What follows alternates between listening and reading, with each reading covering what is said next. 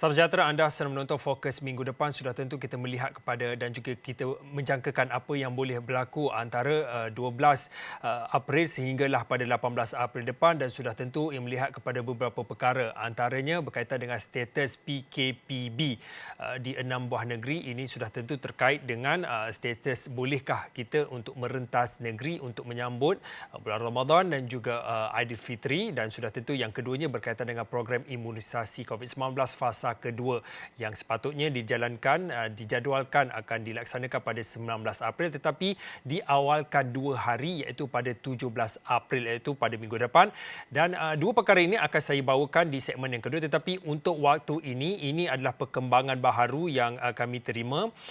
Sudah tentu pada tengah hari tadi dimaklumkan, khususnya di negeri Kelantan, kita tahu lebih kurang dalam 2-3 hari ini kita akan menjalani, bagi umat Islam akan menjalani bulan ibadah bulan Ramadan, yang mana antara lain ini yang berlaku di negeri Kelantan. Antara yang kami difahamkan, bazar Ramadan dan Aidilfitri di seluruh negeri Kelantan dibatalkan.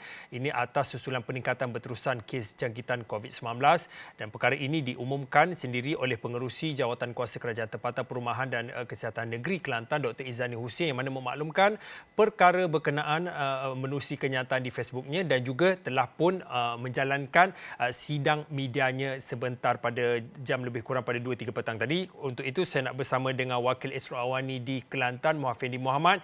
Muhafendi, mungkin boleh dikongsikan, ini boleh dikatakan pembatalan atau pengumuman yang boleh dikatakan last minute. Sudah tentu kita melihat kepada yang kehadapan bagi peniaga-peniaga yang terlibat dalam bazar Ramadan dan juga Aidilfitri ini sudah membuat persiapan secara khususnya. Tetapi untuk waktu ini saya difahamkan Dr. Izzani pun telah pun menjelaskan perkara dan juga sebab pembatalan diumumkan oleh kerajaan negeri. Mungkin boleh dikongsikan sedikit perkongsian daripada sidang media itu. Baiklah, terima kasih Fauzi. Seperti yang dimaklumkan oleh pihak kerajaan negeri melalui Esko Kerajaan Tempatan Perumahan dan juga Kesihatan, Dr. Izzani Hussein, bahawa pembatalan bermula hari ini, pembatalan operasi Bazar Ramadan di seluruh negeri Kelantan dan juga Madinatul Ramadan, iaitu program tahunan ataupun acara tahunan kerajaan negeri mengadakan solat sunat tarawih di perkarangan stadium juga terpaksa dibatalkan berikutan peningkatan kes COVID di Kelantan ini yang dilaporkan meningkat secara mendadak. Dan jika dilihat kepada beberapa hari yang lepas, termasuk juga semalam, di mana semalam sahaja mencatatkan jumlah 171 kes, dan hari ini saya dimaklumkan sekitar 98 kes, di mana sekitar 1.2% kadar keboleh jangkitan COVID itu telah melanda di seluruh negeri Kelantan, dan angka tersebut disifatkan oleh pihak berkuasa sebagai satu angka yang membimbangkan. Untuk itu, kerajaan negeri telah membuat satu keputusan yang drastik, membatalkan segala aktiviti bazar Ramadan dan tidak membenarkan pembukaan bazar Ramadan. Seperti yang dimaklumkan sebelum ini, kerajaan negeri membenarkan pembukaan operasi Bazar Ramadan yang telah memberikan semangat, yang telah memberikan satu sinar baru kepada para peniaga. Saya dimaklumkan lebih daripada 1,000 peniaga yang telah pun bersiap sedia untuk menjalani perniagaan mereka di Bazar Ramadan. Bahkan saya juga telah menerima panggilan dan juga pesanan ringkas ataupun WhatsApp bertali arus sejak daripada siang tadi. Mereka telah melahirkan ataupun telah meluahkan perasaan mereka kepada saya tentang nasib mereka, kerana sebahagian besar daripada mereka telah pun melakukan persiapan, termasuk telah pun menempah gerai, telah pun membeli kemah, telah pun memasang kemah, telah pun membeli segala peralatan bahan mentah dan sebagainya. Dan apabila pengumuman ini dibuat, sudah pasti mereka telah memikirkan soal kerugian, mereka memikirkan soal ke mana mereka ingin adukan masalah ini, kerana saya dimaklumkan setakat hari ini belum ada keputusan, belum ada lagi ketetapan yang dibuat oleh pihak berkuasa sama ada mereka diberikan papasan ataupun mereka diberikan option lain selepas operasi ataupun pembatalan operasi Bazar Ramadan dilaksanakan ini.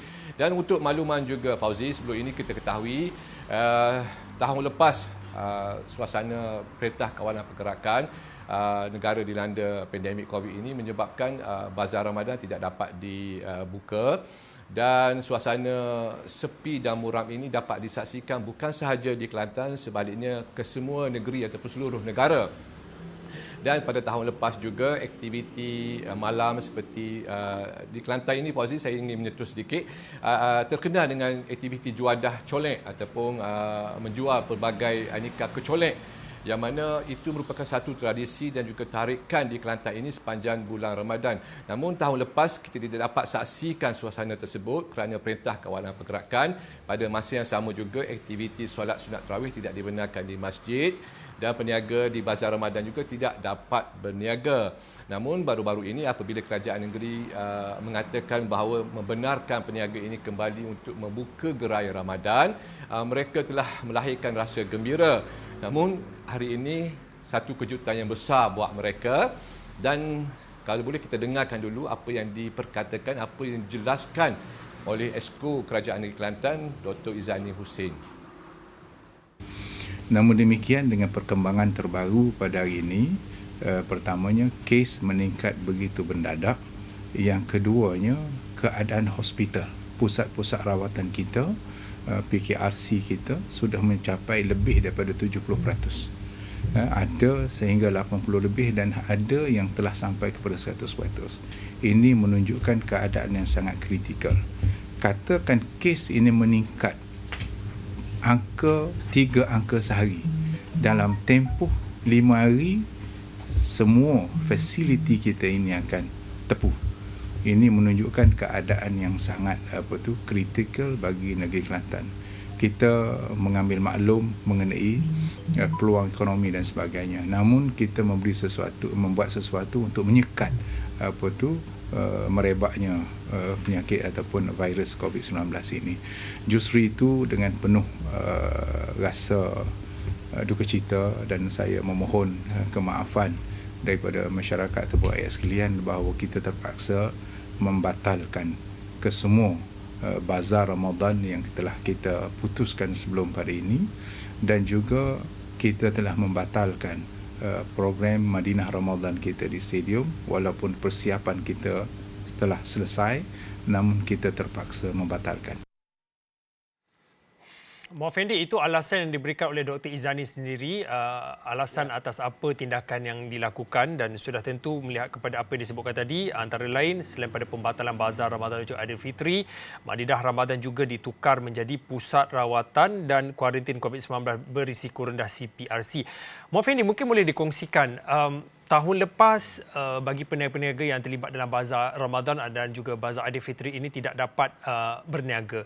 Tahun ini sekali lagi mereka juga tidak dapat melakukan perniagaan mereka atas arahan yang baru inilah. Tetapi untuk waktu ini, mungkin Muhammad Effendi boleh kongsikan apa langkah kehadapan yang disusun. Kita tahu bukan sahaja pengumuman ini batal bila kerajaan negeri membatalkan penganjuran Bazar Ramadan ini, maknanya peniaga-peniaga ini tidak boleh berniaga. Ada cara lain. Mungkin boleh dikongsikan. Yang pertamanya, reaksi peniaga-peniaga bila mana dimaklumkan berita ini, dan juga yang kedua, apa jalan dan juga inisiatif lain yang diambil oleh mereka. Sebenarnya setakat ini kerajaan negeri belum membuat sebarang ketetapan sama ada membayar sebarang imbuhan ataupun memberi pampasan kepada peniaga yang telah pun mendaftar dan telah pun terpilih untuk berniaga di Bazar Ramadan.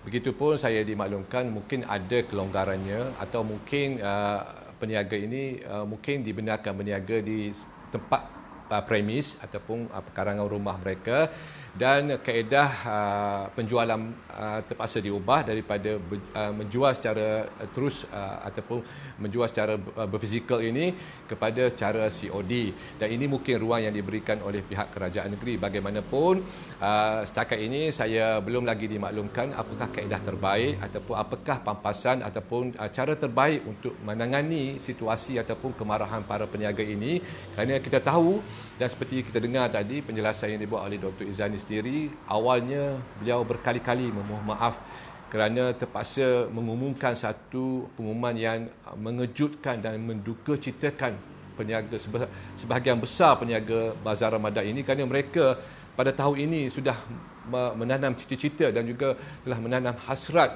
untuk orang kata berniaga bagi menambahkan rezeki keluarga, berniaga untuk menampung kerugian yang dialami pada tahun sebelumnya. Namun hasrat itu tidak tercapai akibat daripada pengumuman ini. Dan kita tahu sebahagian mereka ini telah pun berbelanja bukan setakat ratusan ringgit, bahkan saya dimaklumkan lebih daripada ribuan ringgit mereka telah belanjakan untuk persediaan menyambut kedatangan 1 Ramadan lusa ini, Fauzi. Muhammad Fendi, lebih kurang dalam 2 minit akhir ni, mungkin Muhammad Fendi boleh kongsikan itu ketetapan yang dibuat oleh kerajaan negeri berkaitan dengan aktiviti perniagaan lah bagi Bazar Ramadan, Bazar Aidilfitri dan juga Madinah Ramadan yang telah pun ditukar fungsinya ke CPRC. Tetapi persoalannya bagaimana tentang aktiviti ibadah, solat tarawih di masjid? Mungkin ada perkembangan yang dikongsikan oleh Esko Kerajaan Negeri ataupun belum ada lagi sebarang perkembangan ataupun update yang dikongsikan daripada sana? Sebenarnya aktiviti solat sunat tarawih di masjid, surau dan juga musalla di seluruh negeri Kelantan ini merupakan bidang kuasa Majlis Agama Islam dan Adat Istiadat Melayu Kelantan. Sebelum ini, MAIK telah pun membenarkan aktiviti solat sunat tarawih di seluruh masjid dan juga surau atas kapasiti ataupun bergantung kepada kapasiti sesebuah masjid, surau dan musalla itu. Namun apabila kita melihat daripada pengumuman hari ini, sudah pasti pihak MAIK dan juga kerajaan negeri akan berbincang dan mungkin dalam sehari, tidak mungkin besok ataupun lusa, akan ada satu ketetapan yang dikeluarkan oleh MAIK berhubung dengan solat sunat tarawih.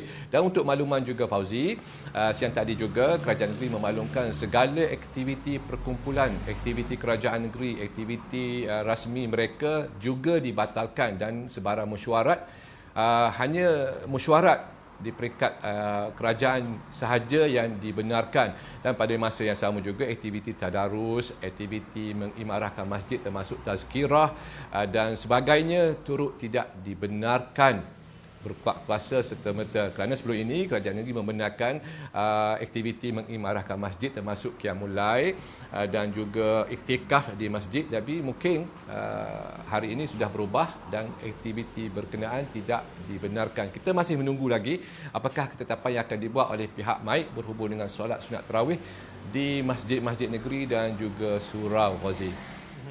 Dan sudah itu kami juga menantikan jika ada perkembangan mengenai perkara itu, nanti Muhammad Fendi akan kongsikan kepada kami. Baik, kepada anda yang mungkin sedikit terlepas tentang laporan berita ini, anda boleh terus ke astroawani.com. Ada kami selitkan dan juga kami muat naik artikelnya bertajuk Semua Bazar Ramadan dan Aidilfitri di Kelantan dibatalkan. Ini dipetik daripada apa yang dikatakan oleh Esko-nya sendiri, iaitu Pengerusi Jawatan Kuasa Kerajaan Tempatan Perumahan Kerajaan Negeri Kelantan, Dr. Izani Husin. Baik, fokus minggu hadapan berehat seketika, kembali selepas ini.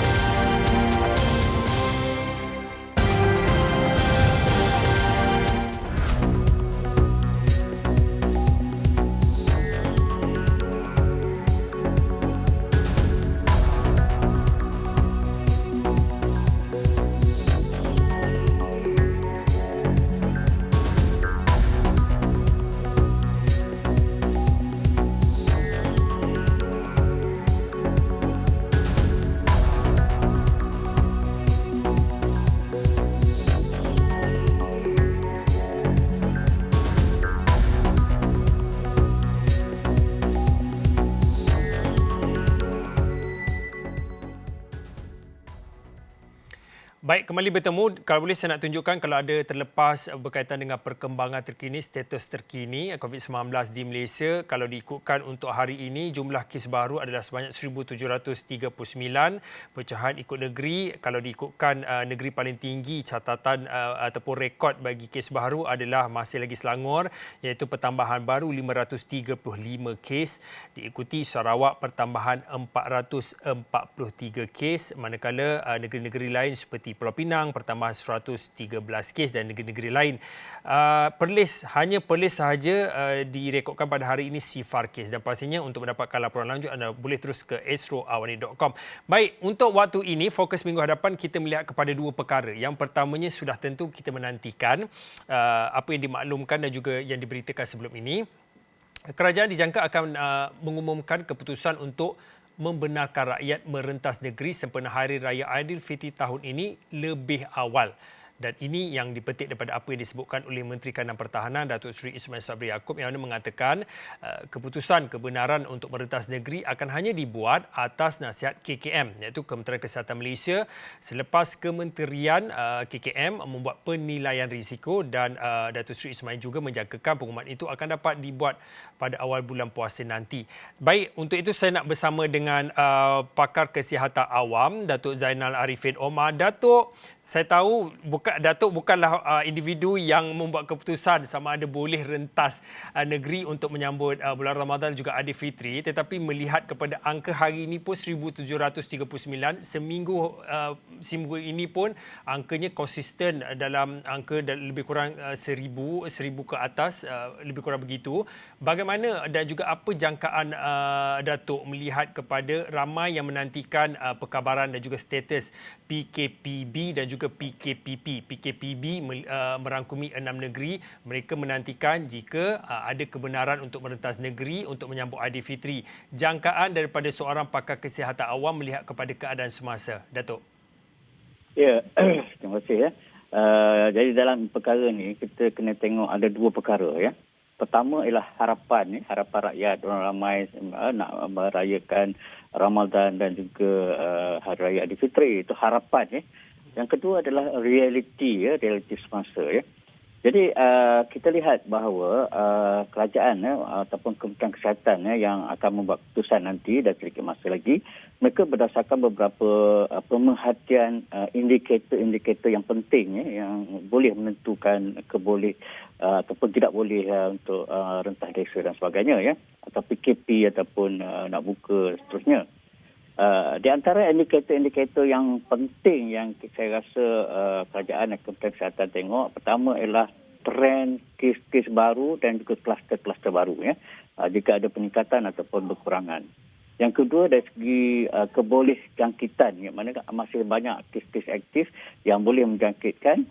Yang ketiga adalah kapasiti frontliner dan juga kita punya kemudahan kesihatan lah. Maknanya jika kalau bertambah kes, adakah kita boleh menampung. Dan yang keempat, antara yang penting yang kita ingat sekarang ni, kita sedang menghadapi dan akan menghadapi 4 event ataupun majlis yang besar. Pertama, sekarang ni pihak sekolah dan aktiviti telah dibuka sepenuhnya. Yang kedua, pejabat-pejabat telah dibenarkan sepenuhnya, mana 100% orang datang bekerja di pejabat. Yang ketiga, kita akan menghadapi Ramadan pada minggu depan dengan pesta Ramadan, pasar Ramadan, kemudian majlis-majlis perhimpunan jemaah solat tarawih dan sebagainya. Dan yang keempat adalah untuk menyambut Aidilfitri rentas negeri. Jadi saya lihat daripada trend-trend yang ada sekarang dengan peningkatan kes dan sebagainya, saya nampaklah bahawa most probably ataupun kerajaan akan meneruskan PKP atau PKPB yang ada sekarang. Saya rasa mungkin ada sikit kelonggaran, tetapi saya tak nampaklah bahawa kita boleh kembali kepada orang katakan pembukaan yang lebih luas. Mungkin rentas negeri, rentas daerah ataupun majlis-majlis besar mungkin akan tidak dibenarkan sehingga keadaan itu balik stabil. Ya, saya. Datuk, tadi Datuk kata dan menjangkakan jika dibenarkan rentas negeri itu dibenarkan untuk bulan ini iaitu bulan Ramadan dan juga Aidilfitri, sudah tentu melihat kepada beberapa kelonggaran. Dan sebelum ini pun melihat kepada kerajaan juga telah, kalau dibandingkan dengan tahun lepas, bulan Ramadan dan juga Aidilfitri, tahun ini lebih banyak kelonggaran dibuat, antaranya bagi mereka yang terlibat dalam ataupun peniaga-peniaga yang terlibat dalam bazar Ramadan juga dibenarkan untuk berniaga tetapi tertakluk kepada PBT. Dan juga satu lagi ialah aktiviti ibadah seperti solat tarawih di masjid juga dibenarkan. Mungkin Datuk boleh kongsikan pada waktu ini, kalau melihat kepada apa yang berlaku dalam sehari kedua ni, kalau boleh saya nak petik daripada apa yang berlaku di negeri Terengganu, contohnya di daerah Besut. aktiviti mengetih adalah punca daerah Besut bertukar menjadi zon merah. Tadi pun Wakil Esrawani di Kelantan telah pun berkongsi masyarakat di Kelantan kalau selepas terawih ini dia ada aktiviti seperti colek. Tapi melihat kepada kelonggaran yang diberikan oleh kerajaan pada waktu ini dalam PKP 2.0 ini, bagaimana Datuk melihat kepada SOP yang perlu dipatuhi oleh masyarakat bila mana kelonggaran telah pun diberikan khususnya dalam melihat kepada aktiviti ibadah ini? Ya, sebenarnya saya dan rakan-rakan kami di peringkat negeri dan juga ada yang di lapangan di daerah sebagainya, kami juga merasakan risau. Sebenarnya kita suka aktiviti-aktiviti itu dibuka. Tetapi apa yang kita lihat sekarang daripada apa yang berlaku di Terengganu yang disebutkan tadi dan juga di Kelantan dan juga beberapa tempat lain, kita rasa kadang-kadang sikap masyarakat kita ni payahlah. Bila kita tak bagi, mereka rasa marah dan sebagainya. Bila dia beri, mereka tak mengikut yang sepatutnya. Jadi bila boleh menimbulkan satu akibat yang negatif lah. Jadi saya dan rakan-rakan kami juga kita sangat-sangat memohonlah rakyat, komuniti dan sebagainya supaya kita ikut SOP terutama masa Ramadan dan pasal Ramadan dan sebagainya. Ya, kerana ini penting dalam masa seminggu 2 minggu ni, kalau kita tidak dapat bendung kes tu, saya rasa kita kerajaan akan mengetatkan lagi aktiviti-aktiviti seperti ini. Jadi memang sangat penting supaya orang ramai sedar kepentingan mengikut SOP. Kita belum keluar lagi daripada keadaan pandemik ini. Ya, saya. Datuk, satu lagi perkara yang menjadi tumpuan pada minggu hadapan adalah berkaitan yang pertama adalah status sama ada kebenaran rentas negeri untuk menyambut Aidilfitri dan juga bulan Ramadan, adakah dibenarkan ataupun tidak, dan sudah tentu kita akan menantikan perkabarannya oleh MKN sendiri, Datuk Seri Ismail Sabri Yaakob dan juga KKM sendiri. Tetapi untuk waktu ini satu lagi tumpuan yang akan diberikan pada minggu hadapan adalah berkaitan dengan program imunisasi COVID-19 kebangsaan fasa kedua. Kalau diikutkan jadualnya sepatutnya diadakan pada 19 April tetapi Menteri Kesihatan umum diawalkan 2 hari iaitu 17 April. Mungkin pada waktu ini kalau ikutkan angka besarnya 9.4 juta penerima vaksin disasarkan dalam fasa kedua. Ini antara lain membabitkan golongan berisiko tinggi, warga emas, pesakit kronik, OKU dan juga individu yang mempunyai komorbiditi. Kalau boleh untuk waktu ini melihat kepada fasa pertama program imunisasi COVID-19, apa yang perlu ditambah baik dari segi pengurusan dan juga pelaksanaan melihat kepada fasa kedua ini nanti?